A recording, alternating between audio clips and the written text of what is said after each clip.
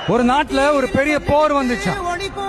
அப்ப அந்த நாட்டுல இந்த பவர்ஃபுல்லான தலைமை இல்லாம போனதுனால ஒரு பச்சை புள்ள கையில தான் அந்த பொறுப்பு இருந்துச்சு.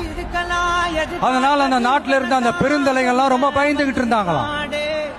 அந்த சின்ன பையன் அந்த நாட்டோட படையை நடத்துற பொறுப்பை ஏத்துக்கிட்டு போர்க்களம் போலாம்னு சொன்னானா.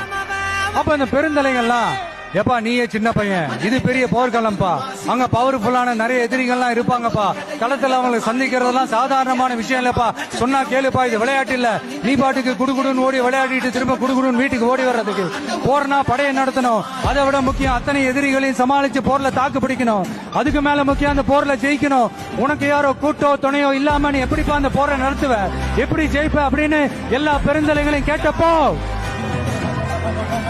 எந்த பதிலும் சொல்லாம போருக்கு தனியா தன் படையோட போன அந்த பாண்டிய வம்சத்தை சேர்ந்த அந்த பையன் என்ன செஞ்சான்னு